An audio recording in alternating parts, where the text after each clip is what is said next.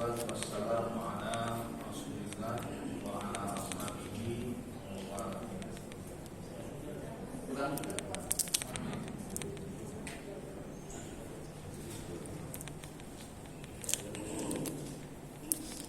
Bapak-bapak, ibu-ibu, saudara-saudaraku yang dimuliakan oleh Allah Subhanahu wa taala. Alhamdulillah rabbil alamin.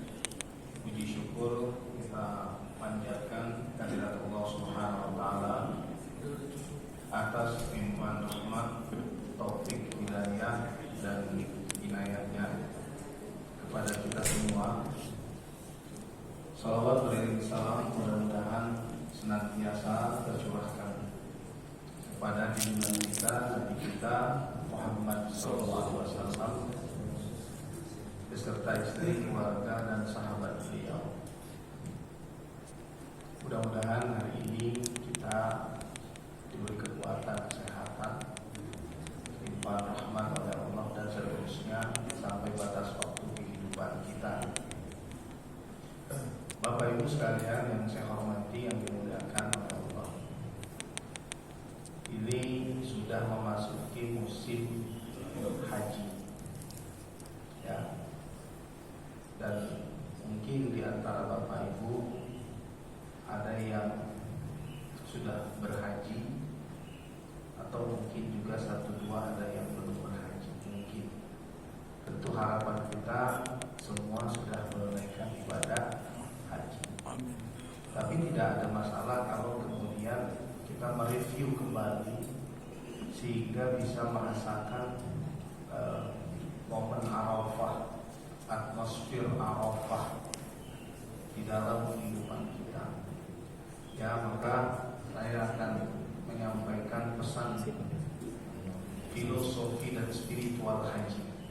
Ya, pesan filosofi dan spiritual haji.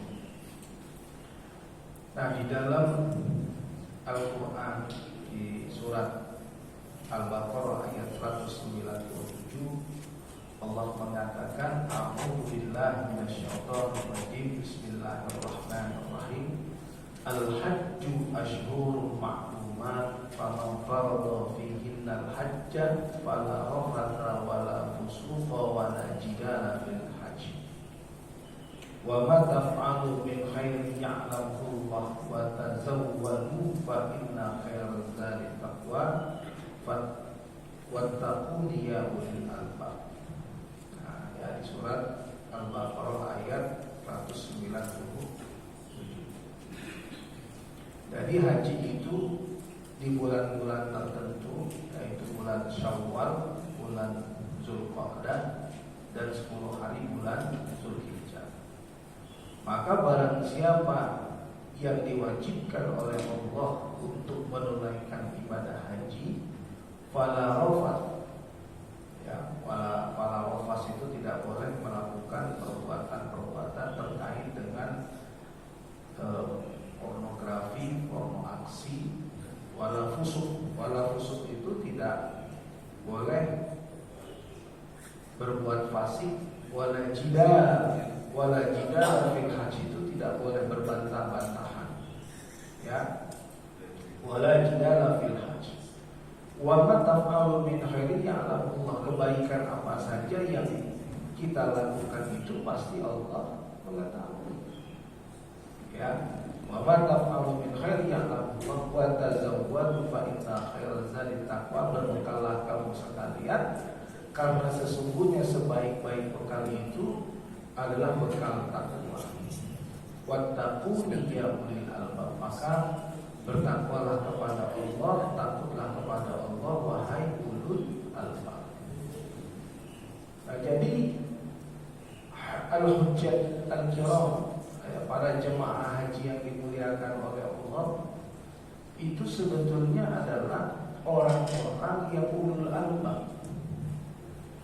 Karena bahwa takuni ya ulil albab itu artinya adalah bertakwalah kepadaku wahai orang yang ulul albab. Ulul albab itu siapa?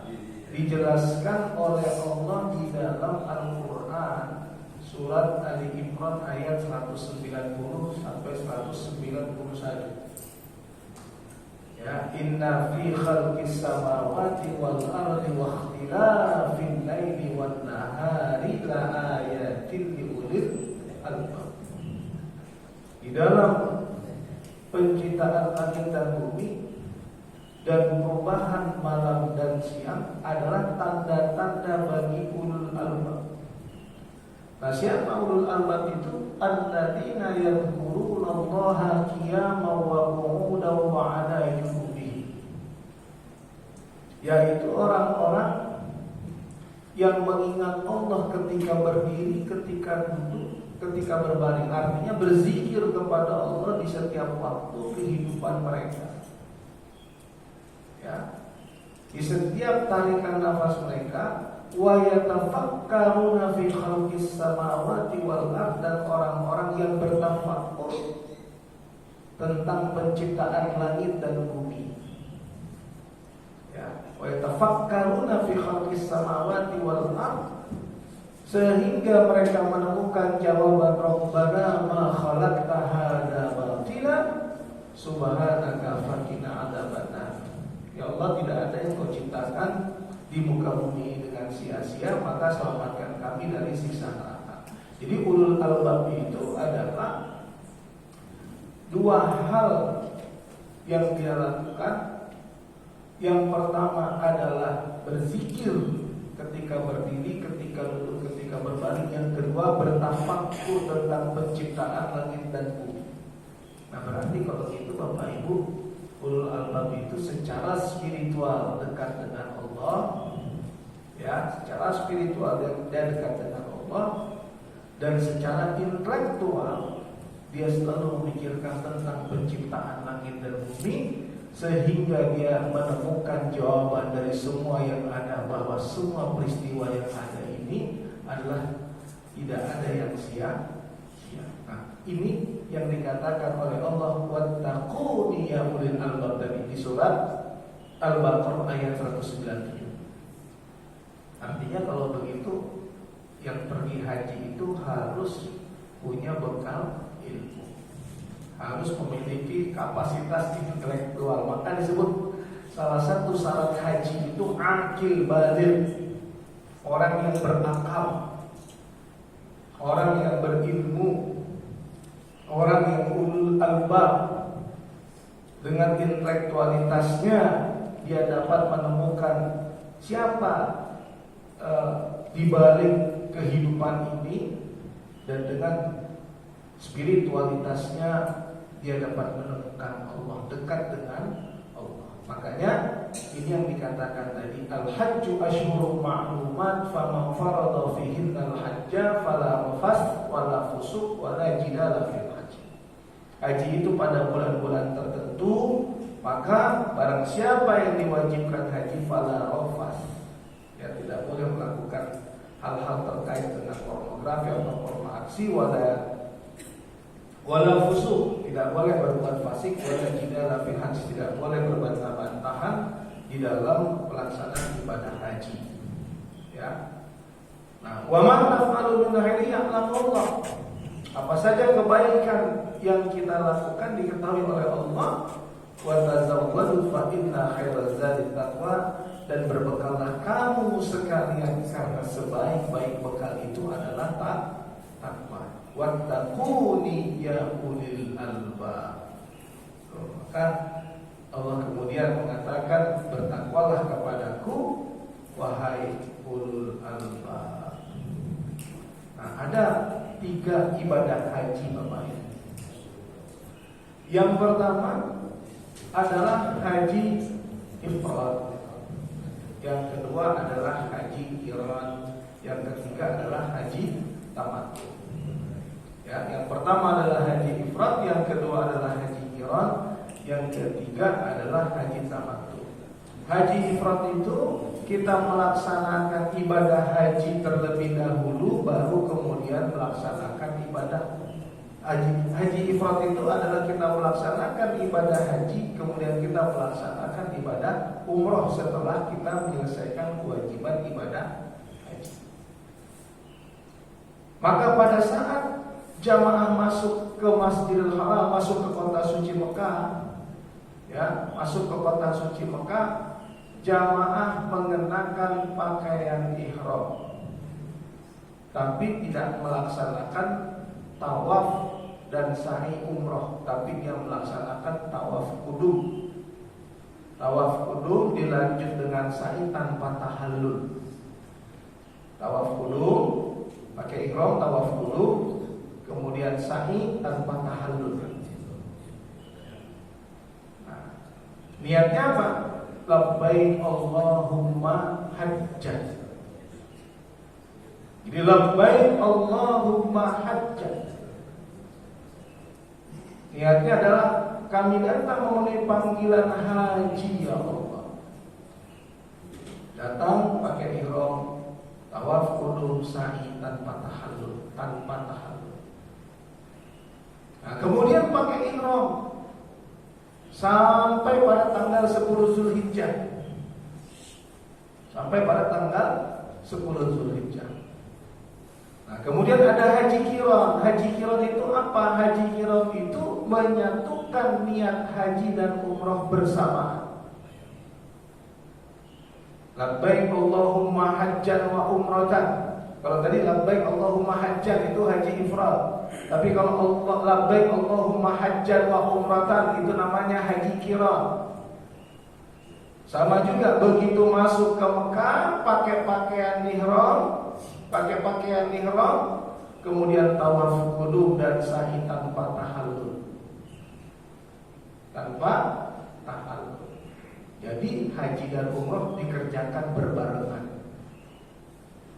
Ya, kalau tadi ifrad labbaik Allahumma hajjan, kalau haji qiran labbaik Allahumma hajjan wa umratan. Nah, kebanyakan orang Indonesia itu melaksanakan haji tamattu. Ya, haji tamattu. Nah, kemudian di dalam haji tamattu itu apa yang kita kerjakan? Kita datang dengan niat umrah. Bapak Ibu datang dengan niat umrah. Labbaik Allahumma umratan. Pakai ihram, kemudian niat labbaik Allahumma umratan, kemudian melaksanakan tawaf, melaksanakan sa'i, kemudian tahallul, maka selesailah pelaksanaan ibadah umrah.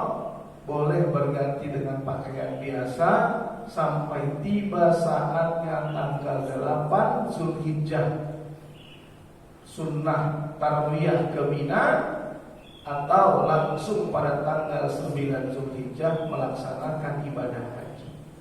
Nah, tapi pada saat tanggal 8 atau tanggal 9 itu niatnya sama. Ya, mau ke Mina atau langsung ke Arafah, pada saat itu niatnya sama, labbaik Allahumma hajjan. Jadi kalau haji tamattu itu umrah dulu baru haji. Nah, mari kita memahami dari aspek filosofi dan spiritual ibadah haji itu sendiri. Yang namanya, kita ambil yang haji tamattu. Yang namanya ibadah haji tamattu itu kita mendahului haji dengan ibadah umrah. Artinya ibadah umrah yang Bapak Ibu kerjakan itu adalah umrah wajib, karena terkait dengan ibadah haji. Umrah wajib karena terkait dengan ibadah haji. Kalau kita masuk ke Madinah terlebih dahulu, maka kemudian dari Madinah kita ingin melaksanakan ibadah umrah sebelum haji, umrah wajib tadi, maka Bapak Ibu sekalian, saudara-saudaraku semua, saudara-saudara yang dimuliakan oleh Allah, kita mengambil mikot umrah kita dari Bir Ali. Ya, dari Bir Ali. Kalau kita berangkat dari Indonesia, maka kita mengambil mikot di atas pesawat namanya Yalamlam. Ada Qarnul Manazil, ada Zulfa. Ya. Kalau orang Mekah ada Tan'im, ada Ja'rana. Itu di antara tempat-tempat mikot. Nah, kalau kita dari Madinah kita mengambil dari Bir Ali, artinya bahwa jangan melewati miqat untuk beribadah umrah atau haji tanpa berihram. Jadi kalau kita melewati miqat tanpa berihram sementara kita ingin melaksanakan ibadah umrah atau haji, maka kita dikenakan dam. Ya, dikenakan dam. Nah, Bapak Ibu, ketika kita berada di miqat, kalau istilah miqat itu ada batas tempat. Kalau terkait dengan miqat tempat, miqat makan itu adalah batas tempat, tidak boleh melampaui miqat itu tanpa berihram kalau kita ingin menaikkan ibadah umrah dan haji. Ada miqat zaman. Miqat zaman untuk umrah itu tidak ada batas waktu, tapi kalau untuk haji itu waktunya adalah bulan Syawal, bulan Zulqa'dah, bulan Zulhijjah. Maka di luar itu tidak boleh menaikkan ibadah haji. Dulu ada seorang cendekiawan muslim kita yang menganjurkan agar ibadah haji itu dikerjakan setahun 2 kali.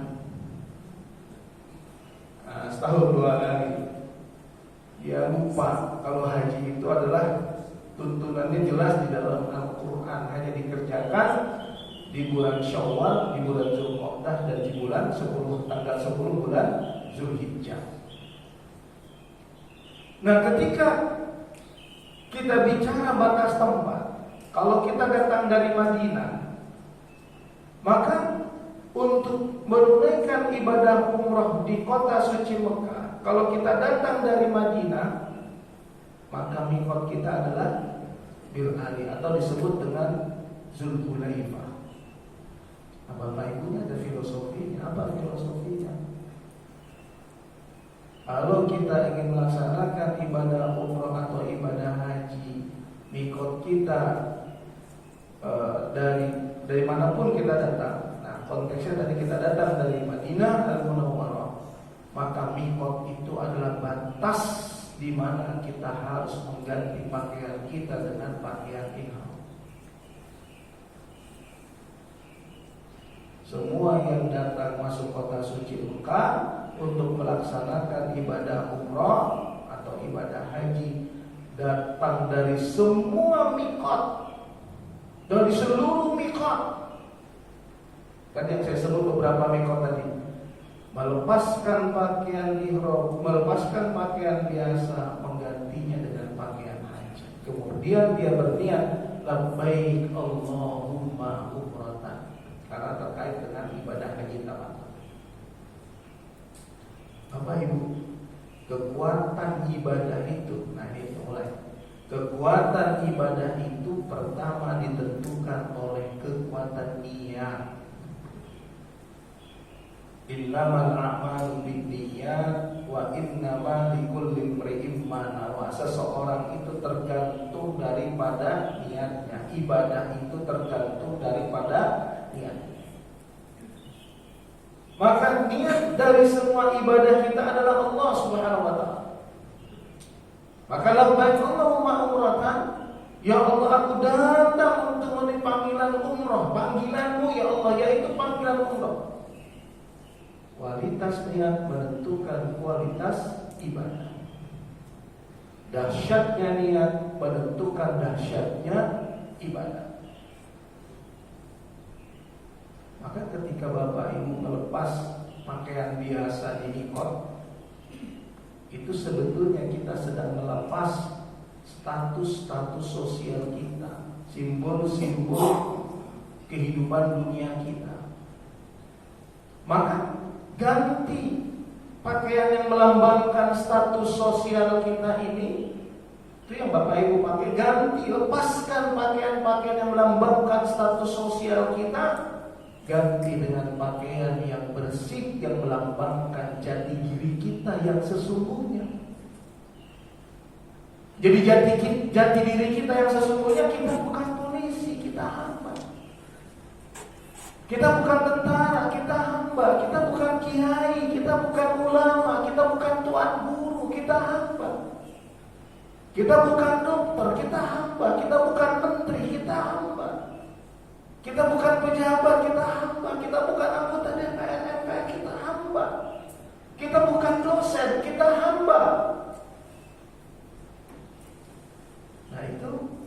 lepaslah pakaian yang melambangkan status sosial kita itu, simbol-simbol keduniaan kita itu, dengan pakaian yang melambangkan jati diri kita yang sesungguhnya. Nah, jati diri kita yang sesungguhnya ini apa? Kita hamba. Maka ada doa, ya Allah, ana abduka wa ibnu abdika waqifun tahta babika multazam. Aku hambamu, anak dari hambamu, orang tuaku, berhenti, berdiri di hadapan pintu multazammu, ya Allah. Nah, jadi Bapak Ibu, yang namanya miqat itu batas akhir, ya, batas tempat. Kalau kita mau pergi haji, pergi umroh, lepaskan status sosial kita di situ. Jadilah hamba di hadapan Tuhan kita. Itu pakaian egaliter. Pakaian umroh, pakaian ihram itu melambangkan jati diri kita, menggambarkan kebersihan pikiran kita, kebersihan jiwa kita, melambangkan pakaian kematian kita. Rasakan mati sebelum mati. Itulah pakaian. Maka menyatulah antara niat labbaik Allahumma umratan dengan spiritualitas pemahaman kita terhadap aspek pakaian ihram yang kita pakai. Sama ketika nanti Bapak Ibu pulang menghadap Allah, bukan sebagai seorang apa ataupun siapa. Pada saat kita dipanggil oleh Allah, ya ayyatuhan nafsul mutmainnah irji'i ila rabbiki radiyatan mardiyah fadkhuli fi ibadi wa dukhuli jannati wa jiwa yang tenang. Kembalilah ke sisi Tuhanmu dengan damai, masuklah ke dalam golongan hamba-hambaku, masuklah ke dalam surgaku sebagai seorang hamba. Begitu Bapak Ibu, niat labbaik Allahumma umratan di miqat, melepas status sosial, pakaian-pakaian yang melambangkan status sosial kita, simbol-simbol kehidupan kita. Maka pada saat itu yang ada antara aku dan engkau, ya Allah. Maka pada saat itu kita jaga diri kita dari larangan-larangan yang bisa merusak ihram kita. Apa di antaranya? Fala rafas wala fusuq wala jidal.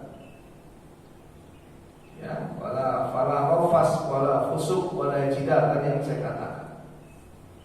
Maka dahsyatlah talbiyah kita, labbaik Allahumma labbaik, labbaik la syarika laka labbaik, innal hamda wan ni'mata laka wal mulk la syarika lak.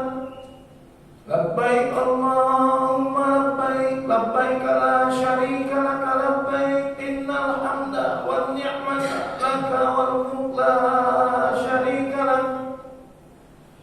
Aku datang memenuhi panggilanmu, ya Allah. Sudah berihram. Aku datang memenuhi panggilanmu, ya Allah. Tidak ada sekutu bagimu, ya Allah. Sesungguhnya segala puji, nikmat, kekuasaan adalah milikmu, ya Allah. Tidak ada sekutu bagimu, ya Allah. Sepanjang berihram sampai ke tanah suci, Bapak Ibu memperbanyak zikir, memperbanyak talbiyah. Di situ kita bisa merasakan dahsyatnya atmosfer spiritualitas umroh kita. Dan itu baru diawali dengan pakaian pemahaman kita terhadap ihram kita, pakaian kita. Pakaian yang melambangkan bahwa kita hamba di hadapan Allah. Begitu Bapak Ibu sampai di Masjidil Haram, di kota suci Mekah, memperbanyak zikir Allahumma antas salam wa minkas salam wa ilaika ya'udus salam. Wahayna Rabbana bissalam wa adkhilna jannata darus salam. Tabarakta Rabbana wa ta'alaita ya dzal jalali wal ikram. Masuk ke dalam masjid, Allah maftah lana abwaba rahmatika wa fadlik.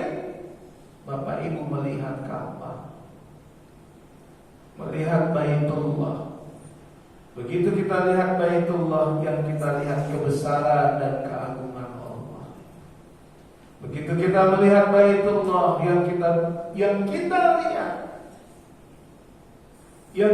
lihat saat kita melihat Baitullah, yang kita lihat keagungan, kemuliaan, cinta, rahmat yang kita rasakan, kasih sayang Allah kepada kita.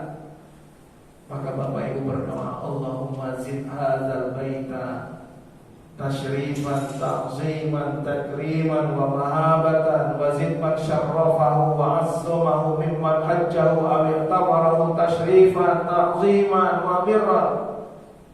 Ya Allah, tambahkan kemuliaan buat rumahmu ini, ya Allah. Tambahkan keagungan buat rumahmu ini, ya Allah. Jadikan orang-orang yang datang untuk berumrah dan berhaji menjadi orang-orang yang Engkau muliakan, ya Allah. Mendekatlah Bapak Ibu ke Baitullah. Semakin dekat, bayangkan semakin kalau kita jauh kemudian mendekat. Ketika Bapak Ibu saling merindukan satu sama lain, jauh kemudian mendekat, maka semakin dekat, semakin kuat getaran kerinduan kita kepada Sang Pemilik Baitullah. Dimulailah tawaf, bismillah, Allahu Akbar. Seakan kita menjabat tangan Allah, aku datang ya Allah. Aku datang menemuimu ya Allah, memenuhi panggilanmu ya Allah. Aku masuk di dalam garis orbitmu ya Allah. Subhanallah, walhamdulillah, wa la ilaha illallah, wallahu akbar. La hawla wa la quwwata illa billahil aliyyil azim.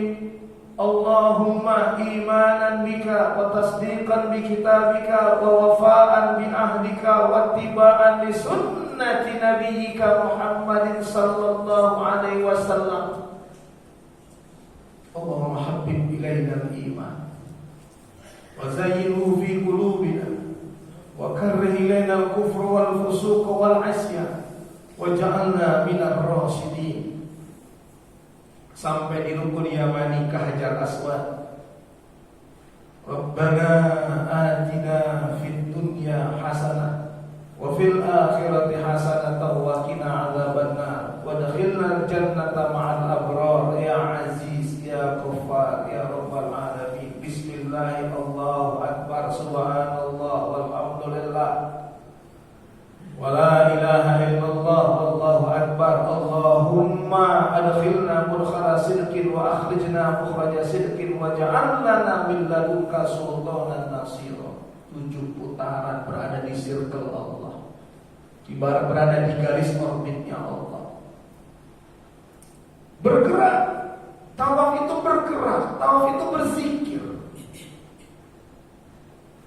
tawaf itu kepatuhan, ketundukan kita kepada Allah. Itu filosofinya, bergerak, berzikir, ketundukan, kepatuhan kita kepada Allah. Bapak Ibu berbaur dengan jutaan manusia, orang beriman yang dipanggil oleh Allah. Fatimul hajja wal umrata lillah, dipanggil oleh Allah untuk menyempurnakan haji dan umrah karena Allah. Pada saat itu Bapak Ibu, kita dalam keadaan suci bersih, sebagaimana bersihnya pakaian yang kita pakai. Tidak ada lagi sekat-sekat status sosial, karena semua sama di hadapan Allah. Tidak ada lagi status-status sosial, semua datang dalam keadaan sama di hadapan Allah, sebagaimana pada satu saat dia pulang nanti juga sama di hadapan Allah. Maka nilai diri kita adalah amal kita, bukan status sosial kita, tapi seberapa manfaatnya status sosial kita untuk amal soleh kita. Maka Allah katakan, al-mal wal banun zinatul hayatid dunya wal baqiyatus shalihatu khairun 'inda rabbika thawaban wa khairun amala. Harta dan anak-anakmu adalah perhiasan dunia, maka amalan yang solehlah yang kelak dapat dijadikan sandaran sesudah kita mati, sesudah kita meninggal dunia. Bapak Ibu, andaikan Ka'bah pusat tata surya, maka kitalah planet-planetnya. Andaikan Ka'bah pusaran ombak, maka kita adalah ombaknya. Andaikan Ka'bah pusat cahaya, maka kitalah cahayanya. Bayangkan 7 putaran berada di garis orbitnya Allah. Kita berzikir, ya, kita berzikir, ya, ada ketundukan kepatuhan kita kepada Allah sang pemilik rumah kehidupan. Bapak Ibu, itu berarti ketika kita berada di garis orbit, kita filosofinya itu hidup itu tidak boleh menentang fitrah kebenaran yang ada di dalam diri kita. Maka ketika terbentur satu sama lain, melawan gerakan garis orbit yang sudah ditentukan oleh Allah, melawan, maka berarti disitulah penderitaan hidup kita. Makanya orang yang mengikuti suara hatinya, suara kebenarannya, fitrah kemanusiaan, kebenaran yang dititipkan Allah pada dirinya, insya Allah dia bahagia. Tapi orang yang menentang kebenaran yang ada pada dirinya, maka dia menderita. Maka tidak ada orang yang mencuri itu bahagia, tidak ada orang yang berzina itu bahagia, tidak ada orang yang korupsi itu bahagia. Nah, kenapa? Karena menentang fitrah kemanusiaannya. Nah, itulah filosofi tawaf itu, bagaimana kita berada di garis orbitnya Allah, bergerak satu sama lain, semua dalam keadaan berzikir tunduk kepada Allah. Begitu selesai tawaf, sholat sunnah 2 rakaat, sholat sunnah tawaf yang disunnahkan dekat dengan makam Ibrahim, jadilah Ibrahim alaihissalam yang bergerak untuk amar ma'ruf nahi munkar, mengajak orang-orang ke jalan tauhid, jalan kebenaran.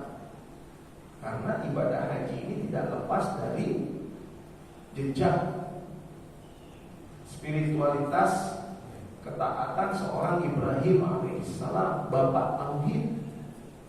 Ya, saya sudah sampaikan waktu itu Bapak Ibu sekalian, Nabi Ibrahim alaihissalam punya 2 istri. Yang pertama Siti Sarah, yang kedua Siti Hajar. Dari Siti Sarah lahirlah Nabi Ishak alaihissalam, dari Siti Hajar lahirlah Nabi Ismail alaihissalam. Dari Ishak lahirlah Nabi Yakub, Nabi Yusuf, Ayub, Sulaiman, Musa sampai ke Isa. Dari Nabi Ismail alaihissalam lahirlah satu Nabi, yaitu Nabi penutup setelah Nabi Isa dari jalur Ishak. Nabi penutupnya ada di jalur Ismail, yaitu Nabi Muhammad SAW. Dari jalur Ishak ada Nabi Yakub, nama lain dari Nabi Yakub Israel. Maka keturunan anak cucu Yakub disebut dengan bahasa Arabnya Bani Israel. Jadi Bani Israel itu anak cucu keturunan Yakub alaihissalam, yang orang tuanya adalah Ishak dan Nabi Ibrahim alaihissalam. Dari Nabi Muhammad, dari Nabi Ismail hanya turun satu nabi, Nabi penutup. Islam makanya agama penutup. Al-yawma akmaltu lakum dinakum wa atmamtu alaikum, dan seterusnya. Nah, itu Nabi penutup atas 2 nabi sebelumnya yang membawa agama besar dari jalur Ishak, yaitu Nabi Musa alaihissalam membawa kitab suci Taurat dengan agamanya Yahudi, dan Nabi Isa membawa kitab suci Injil dengan agamanya Nasrani. Nah, berarti kalau begitu sebetulnya esensinya agama tauhid yang belum ada perubahan itu adalah 3 bersaudara sebetulnya, yaitu agama Yahudi, agama Nasrani, dan agama Islam. 3 agama satu Tuhan. 3 agama satu Tuhan. Tapi Yahudi dan Nasrani yang masih original, yang dibawa oleh Nabi Musa alaihissalam dan Nabi Isa alaihissalam. Nah, siapa orang tua para nabi ini? Adalah Nabi Ibrahim alaihissalam. Bapak Ibu sholat 2 rakaat di makam Ibrahim, sholat sunnah tawaf itu filosofinya adalah berjuanglah sebagaimana berjuangnya Ibrahim alaihissalam. Kemudian kita bergerak, disunnahkan minum zam-zam, berdoa, Allahumma inna nas'aluka ilman nafi'a wa amalan shaliha wa imanan kamila wa yaqinan shadiqa wa rizqan halalan thayyiba wa shifaan min kulli da'in wa saqamin bi rahmatika ya arhamar rahimin. Setelah minum zam-zam, Bapak Ibu bergerak melaksanakan sa'i. Apa arti sa'i? Sa'i artinya usaha. Apa yang sedang Bapak usahakan, Bapak Ibu perjuangkan. Secara fisik Bapak Ibu bergerak menuju Safa Marwah. Safa Marwah. Sampai di putaran terakhir berakhir di Marwah secara fisik. Tapi secara rohani, secara spiritualitas, secara filosofinya, ketika kita mengatakan inna safa wal marwata min sya'airillah wa man hajjal baita aw i'tamara fala junaha alaihi ay yatawafa bihima wa man tatawwa khairan fa innallaha syakirun alim. Di Bukit Safa kita bertakbir Allahu Akbar, Allahu Akbar, Allahu Akbar, walillahil hamd. La ilaha illallah, wallahu akbar. La ilaha illallah wahdah, sadaqa wa'dah, wa nasara 'abdah, wa 'azza jundah, wa hazama al-ahzaba wahdah. La ilaha illallah, wallahu akbar, Allahu akbar, walillahil hamd. Menuju Marwah, bertemu Hilal hijau. Rabbi fir warham wa'fu wa takarram wa tajawaz amma ta'lam innaka ta'lamu ma la a'lam innaka antallah al-a'azz al-akram. Rabbi fir warham wa'fu wa takarram wa tajawaz amma ta'lam innaka ta'lamu ma la a'lam innaka antallah al-a'azz al-akram. Ampuni dosaku, sayangi aku, maafkan kesalahanku dan seterusnya. Sampai Bapak Ibu bertemu dengan Marwah dan naik ke Bukit Marwah.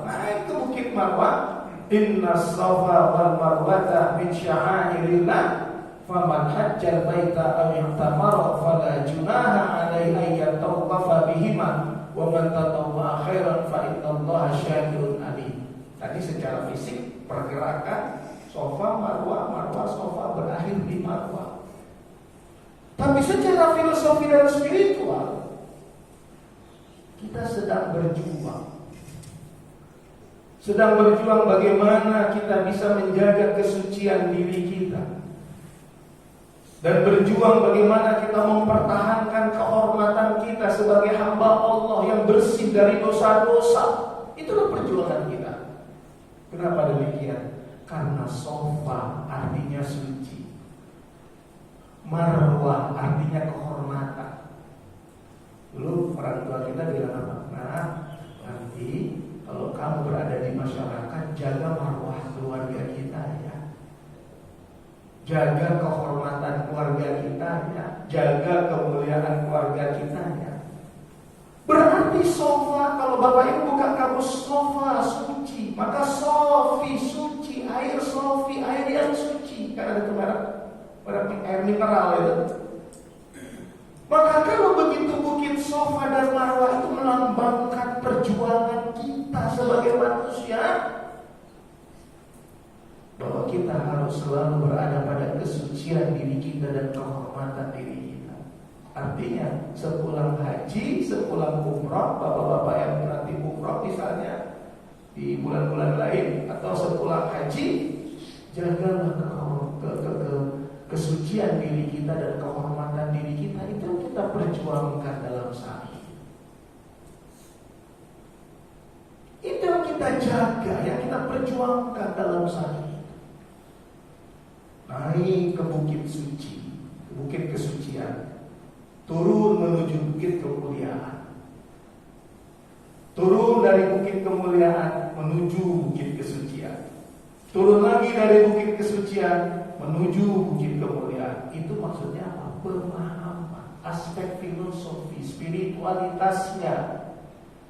Artinya kita itu berjuang nanti itu tidak akan pernah berhenti perjuangan, karena itu yang harus kita jaga, kesucian, kehormatan sampai batas waktu kehidupan kita, itulah kematian. Maka hidup ini gak pernah berhenti berjuang. Jadi Bapak Ibu gak boleh, lu capek, aduh ibadah kalau lemas males segala macam. Gak ada berhentinya berjuang. Berhentinya berjuang itu nanti ketika berpisahnya ruh dan jasad kita. Maka begitu di Bukit Marwah, selesai sa'i, Bapak Ibu tahallul. Apa itu tahallul? Merdekakan diri kita. Jadi saya kalau nyampaikan filosofi umroh haji itu, saya selalu ingatkan, begitu tahallul, merdekakan diri kita, halalkan diri kita, merdekakan diri kita. Buang, ya Allah, aku buang sifat dengkiku, bismillah, Allahu Akbar. Sifat sombongku, bismillah, Allahu Akbar. Sifat serakah, Allahu Akbar. Rakus, Allahu Akbar.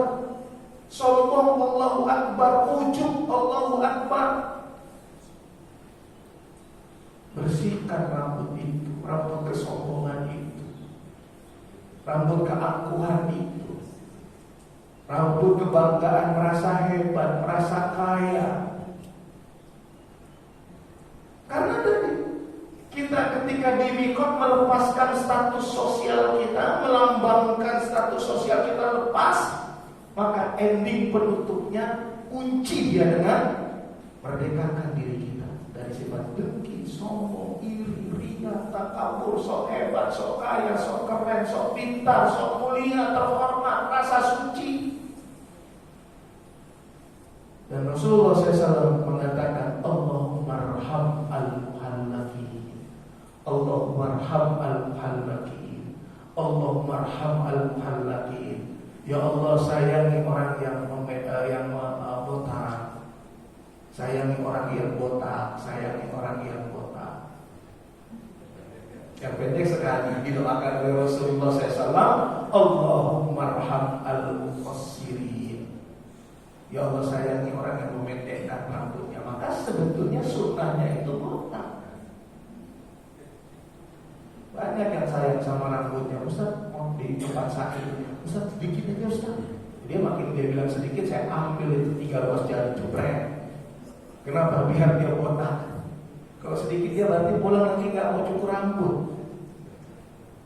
Gitu kan? Bayi itu, Bapak Ibu, waktu akikah disunnahkan apa bayi? Potong rambutnya. Rasulullah menganjurkan apa? Ditimbang rambutnya. Berapa gram rambutnya? Keluarkan emas sejumlah timbangan rambutnya. Kan itu sebetulnya sunnah.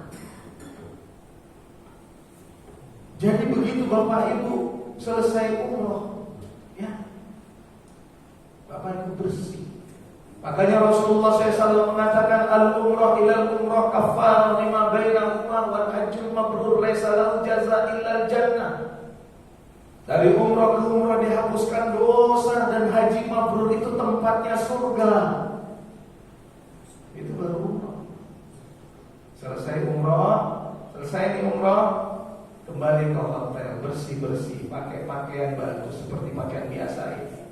Tapi udah belajar kan dari ihram. Berarti yang tadinya pengen gaya-gaya nasibah waktu dari Jakarta udah masukin baju yang menambahkan status sosial lagi, udah gak kepengen lagi. Begitu, karena udah dapat pelajaran dari ihram. Nah, tanggal 8 Zulhijjah,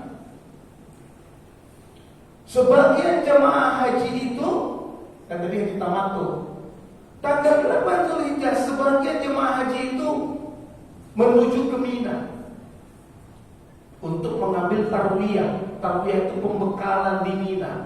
Itu sunnahnya. Tapi banyak juga yang langsung pada tanggal 9 Zulhijjah langsung menuju Arafah. Tahu nggak Bapak Ibu? Saya biasanya jam 11 malam itu saya bangunin jemaah. Ayo bangun, mandi, bersih-bersih. Ya. Bangun, mandi, bersih-bersih. Karena sebelum kita berihram disunnahkan kita mandi besar.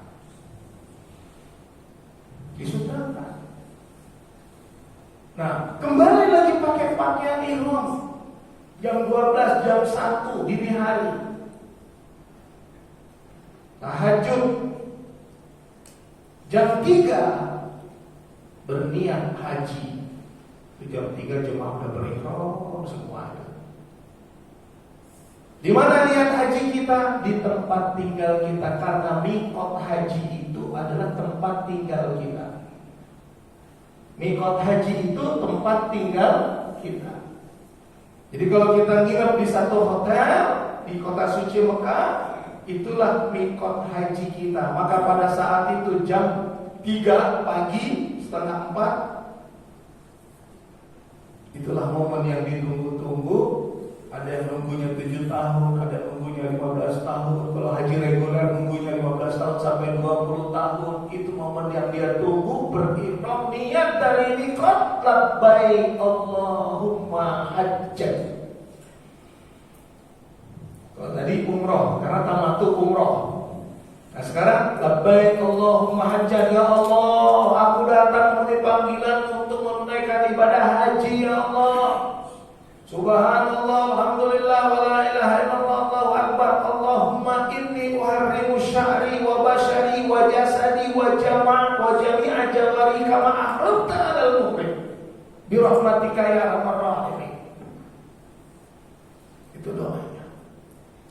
Begitu Bapak Ibu sudah berihram, sudah niat labbaik Allahumma hajjan, maka jaga larangan ihram. Sama seperti tadi, tidak boleh pakai parfum, tidak boleh gunting rambut, tidak boleh bertutup kepala. Bapak-bapak tidak boleh pakai pakaian dalam. Ibu-ibu tidak boleh terlihat auratnya. Cuma 2 yang boleh terlihat, wajah dan telapak tangan. Tidak boleh memetik pepohonan, tidak boleh membunuh binatang. Jangan kau tumpahkan dirimu, jangan kau tumpahkan darahmu dan darah makhluk Tuhanmu. Labbaik Allahumma labbaik, labbaik la syarika laka labbaik, innal hamda wan ni'mata laka wal mulk la syarika lak. Setelah niat haji, ya sama-sama biar bisa rasakan atmosfer haji. Labbaik Allahumma labbaik, labbaik la syarika laka labbaik, innal hamda wan ni'mata laka wal mulk la syarika lak. Labbaik Allahumma labbaik, labbaik la syarika laka labbaik,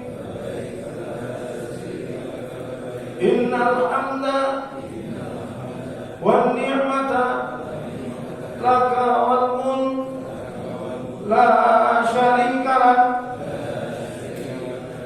Nah, Bapak Ibu sekalian yang dimuliakan oleh Allah, bergeraklah kita menuju Arafah jam 3:30 pagi.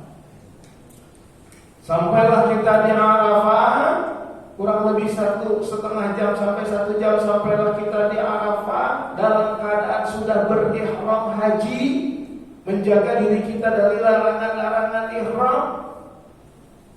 Biasanya sholat subuh, habis sholat subuh zikir, baca Al-Quran. Setelah itu kita sarapan. Setelah itu kita sholat duha. Kemudian istirahat. Istirahat sampai jam 11 siang. Saya biasanya menganjurkan jemaah untuk istirahat tidur. Kenapa? Agar di waktu yang afdol, saat tergelincir matahari sampai terbenam matahari, kita betul-betul terjaga untuk berzikir, untuk ibadah. Jangan dibalik. Banyak jemaah sampai jam 12 itu ngobrol aja. Begitu waktu Arafah masuk, tidur dia. struktur. Jadi saya bilang jam 11 istirahat sampai jam 11. Jam 11 panitia penyelenggara membangunkan semua jemaah untuk memperbaharui wudu. Kemudian duduklah di tenda Arafah persiapan menunggu azan zuhur. Subhanallah Bapak Ibu, itu azan yang ditunggu-tunggu itu. Itu momen yang ditunggu, azan yang ditunggu. Kenapa azan yang ditunggu? Azan yang menandakan masuknya waktu wukuf Arafah. Begitu dikumandangkan azan, saut-sautan satu tenda dengan tenda yang lain, semua larut dalam keharuan. Allahu Akbar, Allahu Akbar. Ini gak keluar kan? Suaranya keluar kan? Enggak kan? Allahu Akbar, Allahu Akbar. Itu merinding Bapak. Itu azan yang ditunggu. Jarang orang nunggu azan zuhur itu. Dengan suasana batin yang luar biasa itu. Itulah azan yang ditunggu masuknya waktu Arafah. Para khatib naik di mimbar-mimbar di hari Arafah, menyampaikan pesan-pesan Arafah. Pesan ketaatan, ketauhidan kepada Allah, pesan persaudaraan, pesan meningkatkan kualitas iman takwa kita sampai batas waktu kehidupan kita. Itu apa yang kita lakukan Bapak Ibu di Arafah. Setelah khutbah Arafah, sholat zuhur asar, jamak takdim qashar, kemudian diisi dengan zikir Arafah. Arafah berasal dari kata Arafah. Arafah artinya mengenal.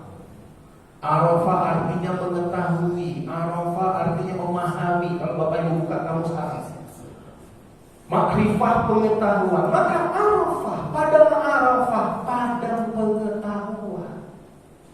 Ini filosofinya.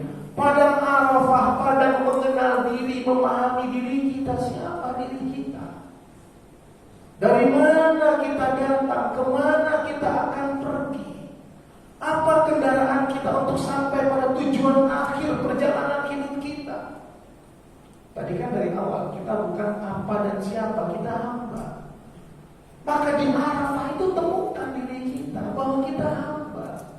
Setetes mani menjadi segumpal darah, menjadi daging, dibalut tulang, dikasih nyawa oleh Roh, oleh Allah. Apa kata Allah? Wa nafakhtu fihi min ruhi, kutiupkan bagian dari Rohku. Allah berikan itu. Maka di Arafah mengenal diri kita, mengenal Tuhan kita.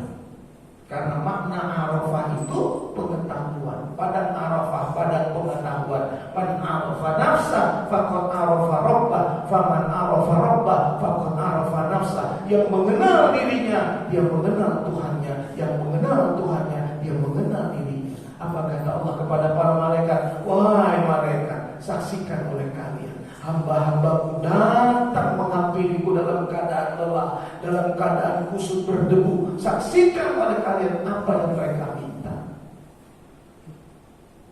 Apa yang mereka minta dalam satu hidangan akbar di Arafah? Ampunan, cinta, kasih sayang. Saksikan oleh kalian, aku berikan ampunan kepada mereka, aku kabulkan harapan dan doa mereka, kata Allah. Di hari hidangan akbar Yaum Arafah. Al-Hajju Arafah. Al-Hajju Arafah. Maka ada namanya, ya, ada namanya safari wukuf. Orang-orang yang sedang sakit dikeluarkan dari rumah sakit menggunakan ambulan untuk safari wukuf. Kenapa? Karena Al-Hajju Arafah. Haji itu adalah Arafah. Haji itu adalah Arafah. Maka safari wukuf. Sementara yang lain berlinangan air mata menemukan kembali dirinya. Ya Allah, sampai hari ini aku masih hidup dengan nikmat-Mu. Dengan segala karunia yang Kau berikan kepadaku, Kau berikan kepadaku. Dulu aku bukan siapa-siapa dan bukan apa-apa. Tiba-tiba di titik ini Kau berikan aku rezeki, kehidupan, keluarga, anak cucu, harta benda, rumah, kendaraan, aset di mana-mana. Ya Allah, itu milikmu ya Allah. Itu milikmu ya Allah, bukan milikku ya Allah. Karena suatu saat aku tinggalkan, aku akan kembali menemuimu ya Allah. Saat Kau memanggilku, ya ayat wa nafsul mutmainnah, irji'i ila rabbiki radiyatan mardiyah fadkhuli fi ibadi wadkhuli jannati. Barang siapa yang mengenal dirinya, dia pasti mengenal Tuhannya. Itu makna Arafah itu. Barang siapa yang mengenal Tuhannya, dia pasti mengenal dirinya. Ya Allah, mudah-mudahan setelah ini aku kembali dalam keadaan mabrur ya Allah, menempuh jalan kehidupanku, berada di jalan yang Kau ridhoi ya Allah. Sebagaimana tawaf itu esensinya berada di garis orbit Allah. Bapak Ibu sekalian yang dimuliakan oleh Allah, itu kado terindah dari Arafah, ampunan dari Allah, mengenal diri, mengenal Dia. Maka jam terbenam matahari saat dikumandangkan azan maghrib, kebanyakan jemaah haji itu melaksanakan sholat maghrib dan isya di Arafah. Kemudian bergerak keluar menuju Muzdalifah.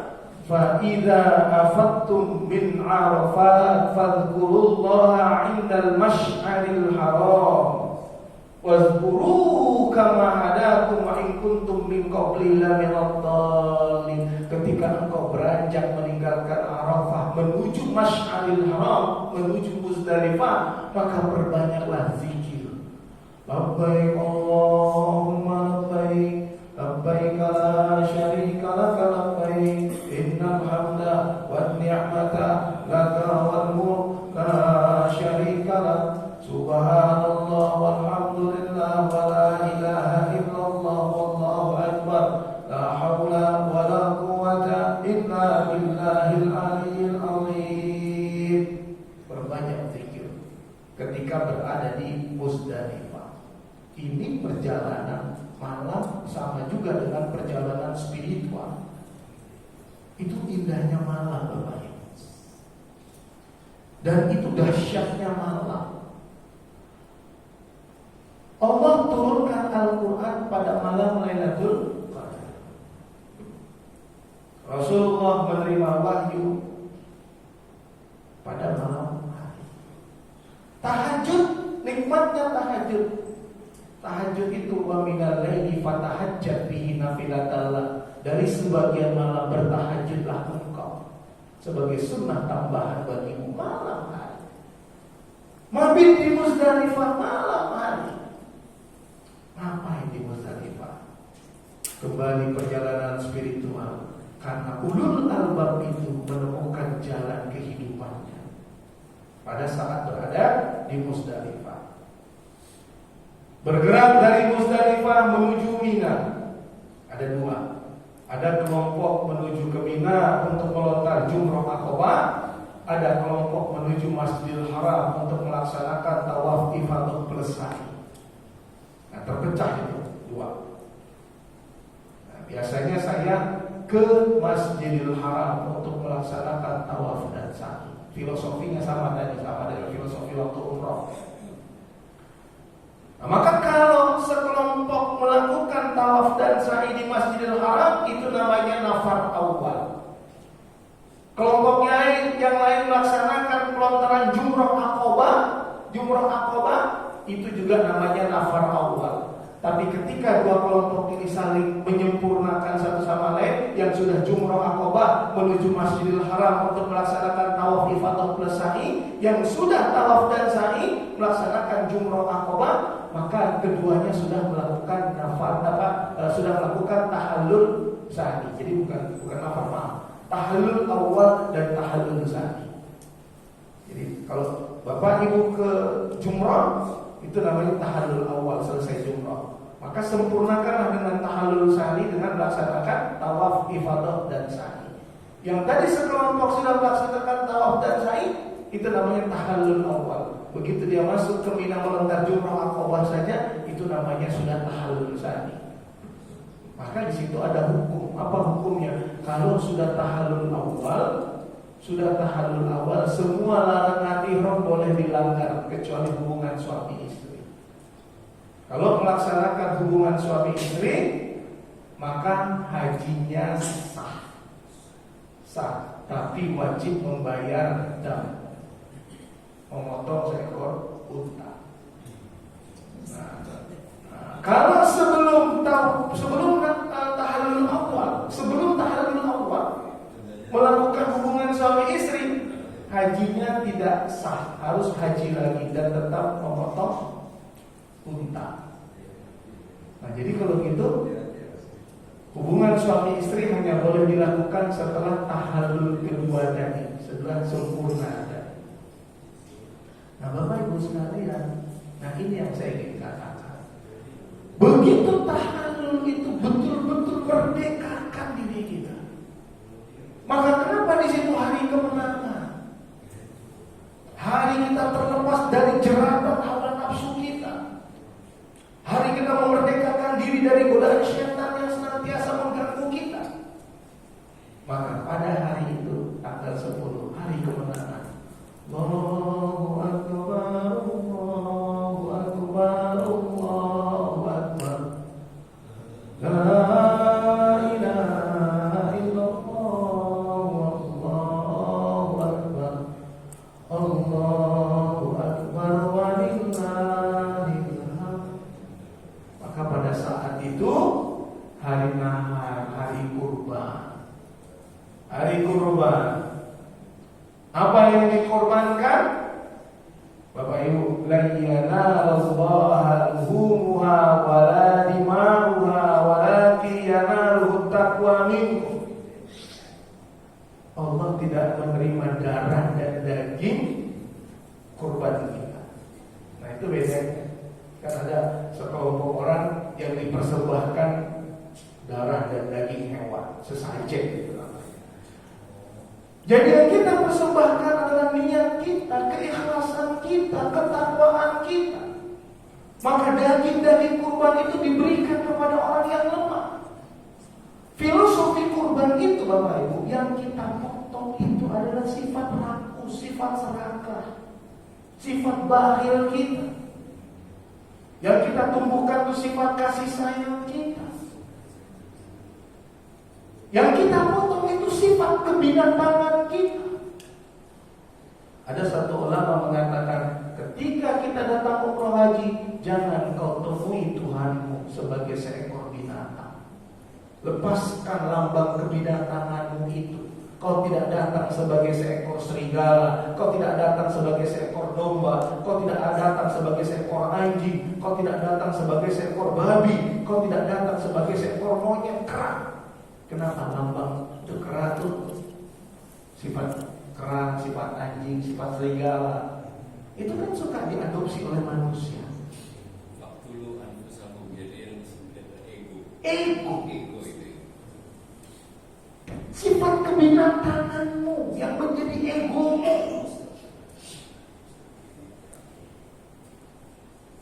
Jadi maka kalau orang Cina itu memahami siung monyet, siung apa. Justru kita gak boleh. Karena kita bukan monyet, kita bukan serigala, kita bukan domba. Domba itu apa?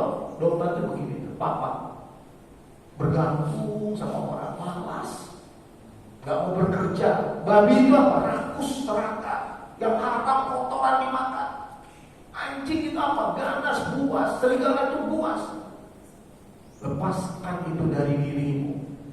Kembalikan dirimu kepada kesucian fitrah kemanusiaanmu. Maka dari di awal menentukan perjalanan haji, lepaskan pakaian-pakaian melambangkan status sosialmu.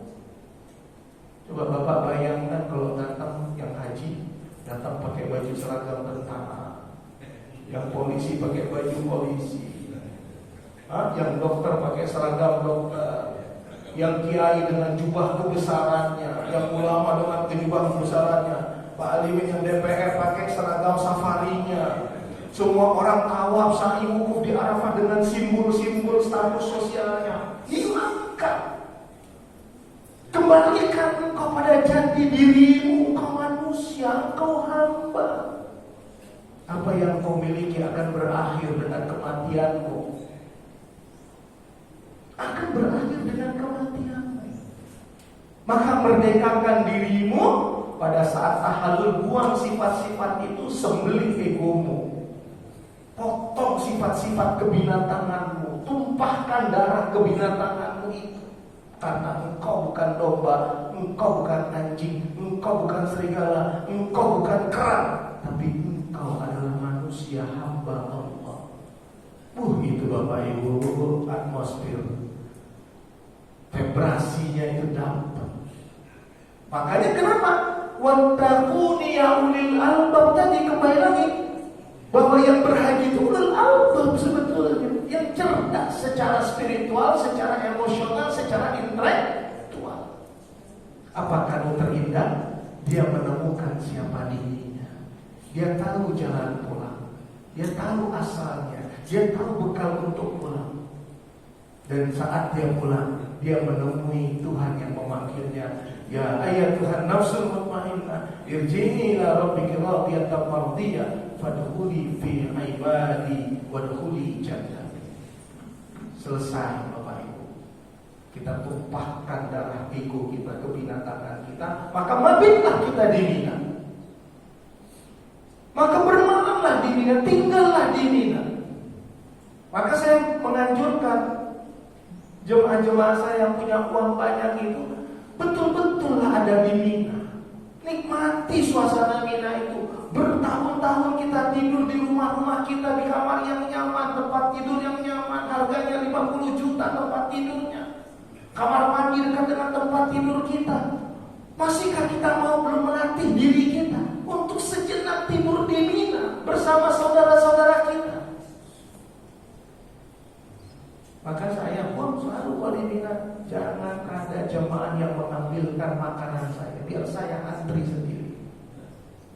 Biar saya antri sendiri, saya ambil sendiri. Walaupun udah dikitin jemaah tetap aja ngambil untuk ustaznya. Jadi tapi saya tidak mau biar saya antri sendiri. Kenapa? Karena inilah pelajaran hidup bahwa kita bukan siapa-siapa. Saya masih lihat banyak orang-orang pengen dilayanin di Mina. Masya Allah, sayang. Boleh, ya boleh di Pakulungan, boleh, bukan tidak boleh. Sebelum terbenam matahari masuk Mina, lewat tengah malam dijemput tidur di hotel. Boleh, tapi nggak dapat pelajarannya maksimal. Kenapa? Karena nikmatnya Mina itu adalah dengan kasur yang terbatas itu, tidur dengan terbatas, tidak ada gerakan. Ke kanan kena saudara kita, ke kiri kena saudara kita. Nikmatnya di Mina itu mendengar dengkuran orang-orang yang lelah dalam ibadah. Itu nikmatnya Mina itu. Saya bangun jam 2, udah kayak suara orang sedang berirama ya. Nikmatnya Mina itu saat kita antri di kamar mandi, karena kita memanusiakan diri kita manusia. Bertahun-tahun kita dilayani, bertahun-tahun asisten rumah tangga kita itu melayani kita, driver kita melayani kita, istri kita melayani kita. Padahal kan gak ada itu sebetulnya. Kenapa? Semua sama di hadapan Allah. Maka latihan hidup itu ada di Mina. Maka kalau di Mina masih ada kesombongan, ada keangkuhan, di Mina itu masih ada ego, berarti tadi filosofi ihramnya udah gak ada, gugur sudah. Filosofi sembelihnya hilang. Nanti kita gak paham sebenarnya, itu hilang berarti. Karena masih ada perasaan ingin dihormati, ingin dilayani. Makanya saya kagum presiden kepala negara Afrika kemarin yang viral itu. Ketika dia haji, dia tidur. Dia tidur di Maqbat Muzdalifah, dia ada di Mina, dia tak ingin dilayani. Itulah haji. Itulah haji. Emang nanti waktu kita pulang menghadap Allah, ada? Kita pulang menghadap Allah sebagai presiden, sebagai menteri, sebagai dokter, ada. sebagai hamba. Maka di Mina itulah kita kembalikan, kita sempurnakan perjuangan kita melontar jumrah ula, jumrah wusta, jumrah aqabah tanggal 11. Mabit lagi tanggal 12, melontar lagi jumrah ula, jumrah wusta, jumrah aqabah. Siapa yang kita lontar? Kekuatan apa untuk melontar? Bukan kekuatan batu, kekuatan tauhid. Maka nggak perlu pakai tenaga, karena kekuatannya itu bukan pada fisik daripada batu itu, tapi kekuatan tauhid. Yang kita lontar itu siapa? Diri kita, ego kita. Yang kita lontar itu siapa? Setan. Setan yang mana? Gak terlihat wujudnya di depan, dia ada di sini. Maka dibuanglah itu, dilontarlah itu, diperangilah itu. Bisa dibuang, kita keluarkan. Filosofinya bisa juga kita perangi. Bapak Ibu, keluar dari itu semua hajjum mabrur. Al-umrah ilal umrah kafarah lima bainahuma wal hajjul mabrur laisa lahu jazaa illa jannah. Dari umrah ke umrah dihapuskan dosa, dan haji mabrur tempatnya adalah surga. Selesai. Terasa sudah seperti pulang haji. Labbaik Allahumma labbaik, labbaik la syarika laka labbaik, innal hamda wan ni'mata laka wal mulk la syarika lak.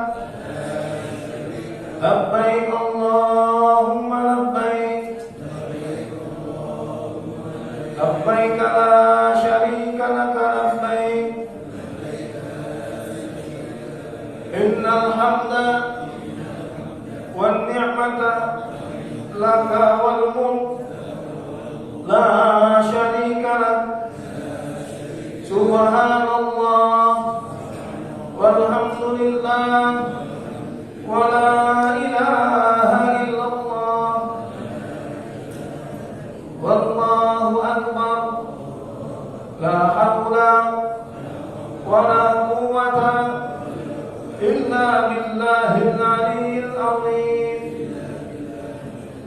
Labbaik Allahumma labbaik,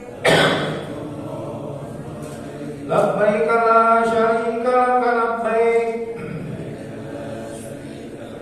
innal hamda wan ni'mata, innal hamda wan ni'mata laka wal mulk la syarika lak. Alhamdulillah, kita sudah menyelesaikan manasik haji dan umrah.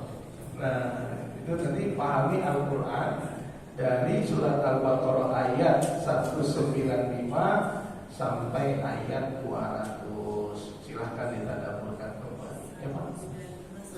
Terima kasih banyak Ustaz atas penjelasan tadi. Apa yang jelas Ustaz jelaskan tadi menunjukkan apa saya lakukan dulu dan haji sama sekali tidak ada artinya.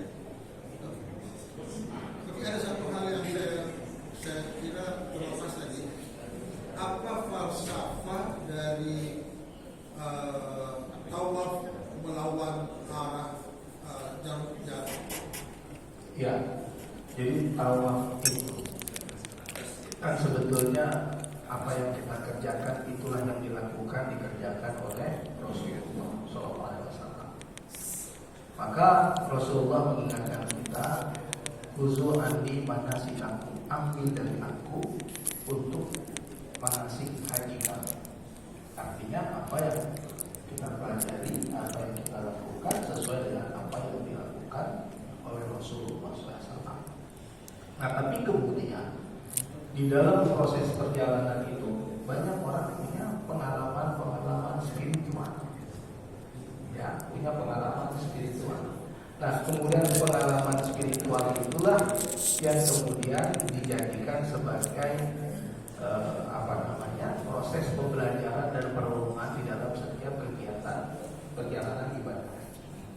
Nah, contoh, saya waktu tawaf, tadi saya katakan tawaf itu adalah gerak, filosofinya gerakan perjuangan ketaatan kepatuhan kita kepada Allah, kemudian berada di garis orbit Allah. Itulah dia tawaf.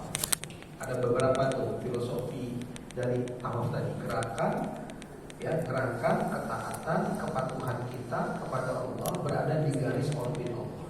Itu artinya jangan melawan fitrah kemanusiaan kita. Nah, tapi gerakan tawaf itu ini perenungan, nggak ada pelajarannya. Filosofi tadi dapat dari hasil proses perenungan berdasarkan pengalaman spiritual kita. Gerakan tawaf itu kan ke kiri. Ke kiri itu kalau keran itu membuka. Nah, kemudian kalau dia ke kanan dia menutup, mengunci. Maka kita membuka karena gerakan membuka. Apa yang dibukanya di simpul-simpul tadi. Simpul-simpul tadi. Simpul kesombongan, keangkuhan. Akhirnya kenapa orang pulang haji itu ya Allah kok bahagia banget, karena terbuka semua, hilang itu simpul-simpul itu. Makanya itu terkait benang merahnya dengan awal niat tadi di mikot, lepaskan pakaianmu yang melambangkan status sosial. Nah, kalau scroll tadi saya pergerakan ke atas. Ya, jadi makanya sebetulnya unsur spiritual dari filosofi dan spiritualitas dari tawaf itu dahsyat. Nah, yang makanya ini dalam manasik umroh, manasik haji sering saya sampaikan. Kenapa? Jangan hanya gerakan-gerakan fisik gitu. Makanya banyak orang sambil tawaf sambil ngobrol, sambil tawaf sambil bercanda. Karena nggak paham esensi tawaf itu.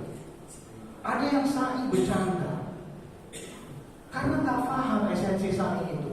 Kemarin saya tadi malam dalam isi manasik, saya bilang Bapak Ibu di Arafah itu, Bapak Ibu kan daftar pengen pergi haji, betul?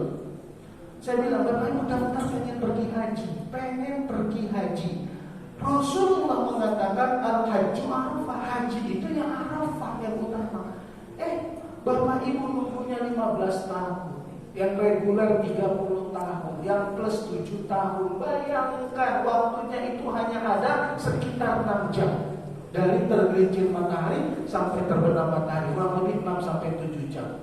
Apa yang Bapak Ibu lakukan? Cuma sampai di Arafah, dengar khutbah, sholat, tidur, bangun tidur, merokok, ngobrolin bisnis, ngobrolin pekerjaan. Habis Arafahnya, padahal hakikat dari wukuf itu berhenti, waqafa, wukuf. Sudahlah, cukuplah bertahun-tahun dunia ini kita kejar. Minimal pada saat 6 jam itu kita menemukan kembali siapa diri kita, siapa Tuhan kita, kemana kita akan pergi, bekal apa yang kita sudah siapkan. Itu harus terjawab dari proses Arafah. Sempurnakan pelajaran hidup itu kapan? Waktu zikir antara Arafah dan Mina. Apa itu Muzdalifah? Pelajari hidupmu, kenali dirimu, kembalikan, sempurnakan pada saat di Mina. Kalau saya banyak duit, saya nggak akan mau itu tidur di hotel itu. Saya nggak akan mau saya masuk Mina sebelum terbenam matahari jam 1 dijemput nginep di hotel. Nggak akan mau saya. Hajinya sah, tapi pelajaran hidupnya saya nggak dapat. Karena sudah cukup bertahun-tahun di kamar ber-AC, nyaman, bersih, tempat tidurnya, bed tidurnya, spring bednya tebal, harganya 20 juta. Kapan lagi kita bisa merasakan perjuangan sebagai seorang hamba? Karena itu, ini makanya ini ibadah ini syarat dengan hikmah. Syarat dengan hikmah. Saya kira itu terlalu panjang. Cukup ya? Sehat-sehat ya? Ya, sehat-sehat. Insya Allah suatu saat kita bisa pergi umrah bareng. Sekian dari saya. Allahumma fiqh ila aqwamit thariq. Allahumma salli ala sayyidina Muhammad wa ala alihi wa sahbihi wasallam ajma'in. Subhanakallahumma wa bihamdika asyhadu an la ilaha illa anta astaghfiruka wa atubu ilaik. Assalamualaikum warahmatullahi wabarakatuh.